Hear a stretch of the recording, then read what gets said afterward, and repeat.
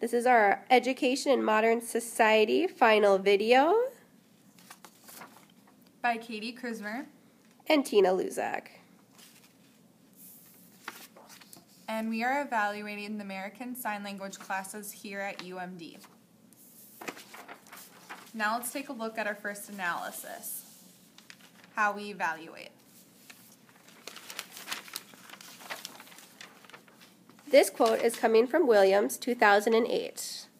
How is a simple multiple choice test going to measure how successful a school is doing?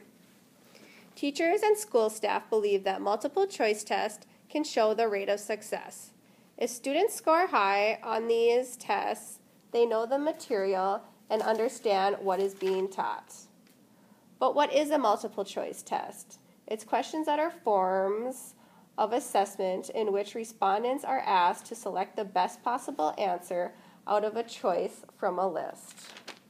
Is this a fair representation of what the students know? The students might jot down an answer, getting a 1 in 4 chance right. If these tests were set up differently, such as matching answers or fill-in-the-blank mixtures, test scores might come out differently. A quote from Williams. She's saying that multiple choice tests aren't bad, but we should solely rely on these tests to determine the understanding of each student. We shouldn't solely rely on these. Next, we can look at a quote from Sahlberg. Sahlberg says, being a relatively small nation situated between much larger powers of the East and the West, Finns have to accept existing realities and take chances with available opportunities. Now, what does this mean? Basically, Finland evaluates their students differently than other countries. How do they accomplish this? Well, the Finnish do not use a standard multiple test. What they do is more of a writing portion. They evaluate their students differently. They use the idea of collaboration. Now, how does the funding work out in Finland? Well, here in the United States, students take a standards multiple test, and based on the scores, the schools with the highest scores get more funding for their program. Now, in Finland, this is certainly not acceptable. In Finland, when the students take a standardized test, the students with the lowest scores and the schools with the lowest scores get more funding. This is allowed to keep all the schools equal.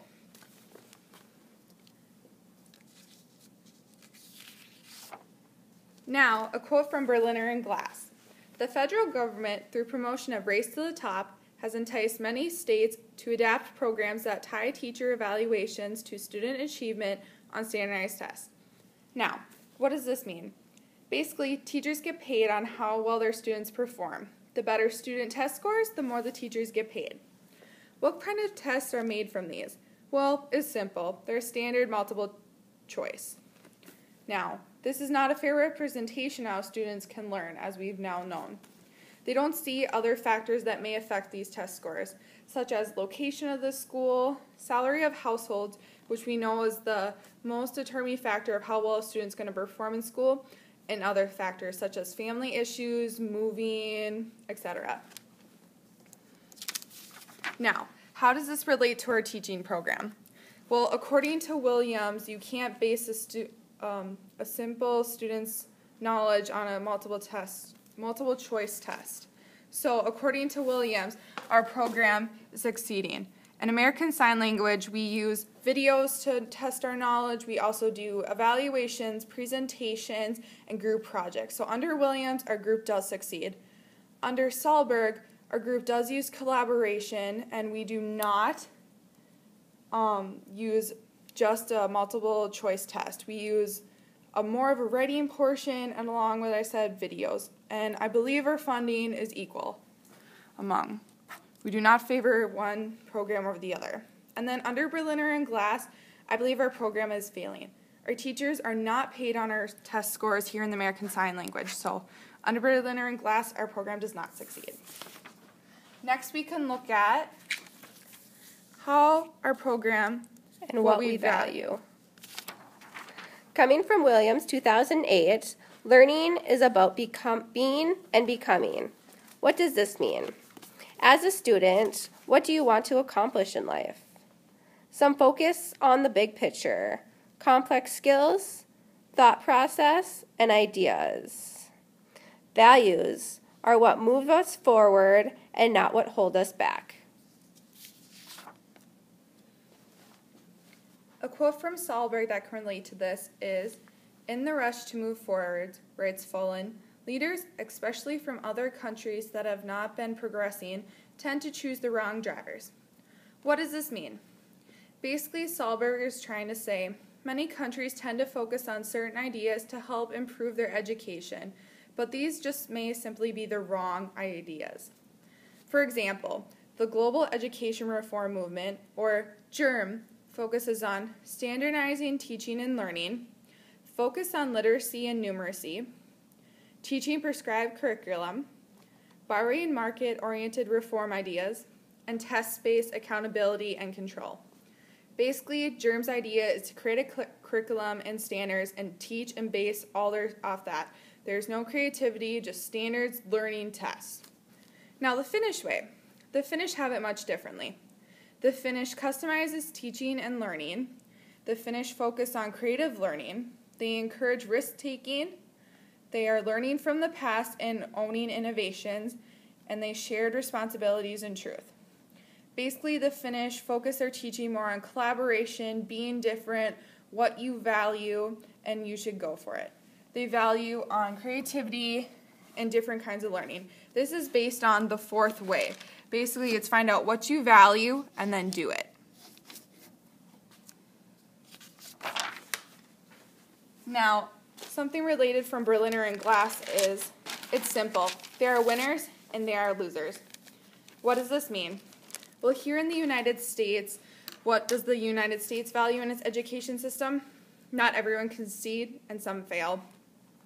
This is done by simply keeping the high-performing students and dumping the weakest ones. Technically, our schools are keeping the better students. What does the U.S. school system value? We value competition. Winning, who is better, no collaboration, being selfish. Now, how does this relate to our American Sign Language? Our American Sign Language is creative, customized learning, and we take risk. This does succeed under Williams. Williams' idea is being and becoming, being who we are and not looking back. In the American Sign Language, we always look forward and we don't look back. So under Williams, we succeed. Under Sahlberg, the Finnish way focus on creative learning, custom learning, and they take risks. Our American Sign Language, we never do things the same.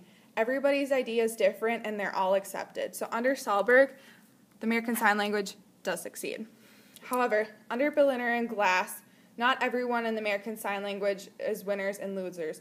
We are all equal. We are all winners or we are all losers. I'd like to think of us more as all winners. So under Berliner and Glass, our program does not succeed. Lastly, what we are going to look at is how we learn best. A quote coming from Williams, 2008, "We know that students do a whole lot better in schools that are geared and organized differently than different schools. We think students do better in small learning communities." What does this mean? We need to have our next generation understanding what they are learning in schools. We are scared that our nation is losing our edge owing to a lack of talent and knowledge in the fields of math, science, and engineering. There can always be improvements. We need to stop setting them up to fail no matter how hard they try, and we need to give students a clear destination so they can arrive. Having schools that are geared and organized differently can change the way students learn. Having them understand materials in an easier and less stressful way, spending time planning out our lesson, make sure the students are understanding the material, and getting together with teachers to make better ways of learning and to find ways to help students that struggle. Coming from Sahlberg, 2011, a relaxed culture of learning and a lack of stress and anxiety certainly play a role in achievement of good overall results in Finnish schools. Despite the fact that Finnish schools on average teach about 4 lessons a day, Because they only teach 4 lessons a day, teachers have time every day to plan and learn and reflect on teachers teaching with other teachers. They have more responsibilities besides teaching. They assess their students' achievement and overall progress. They prepare and continuously develop their own school curriculum. They participate in several school health and well-being initiatives concerning their students. They provide remedial support to those who need additional help. And many Finnish schools are a unique definition of teachers' work and, by their nature, professional learning communities.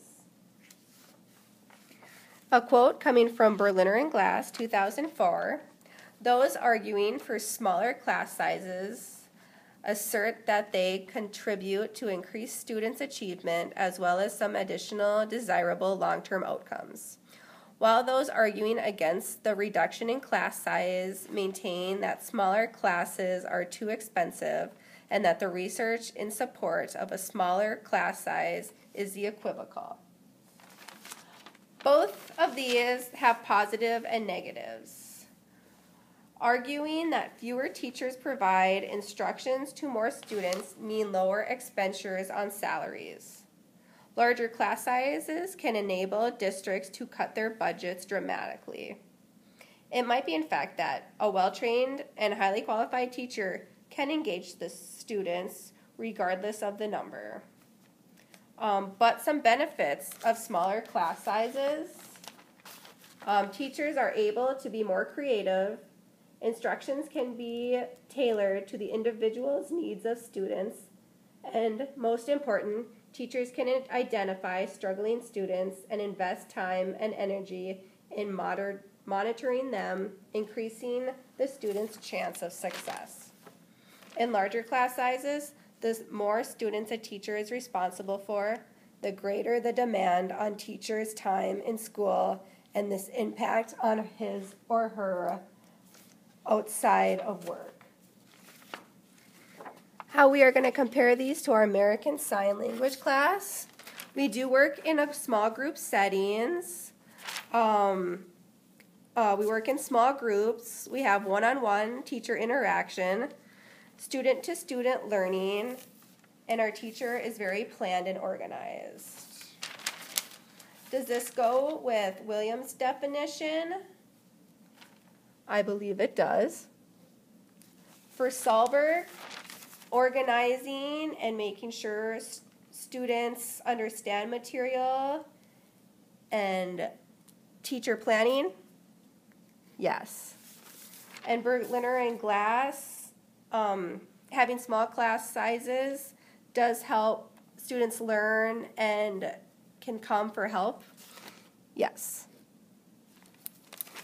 Based on these 3 areas of analysis, we believe that the American Sign Language classes here at UMD are successful.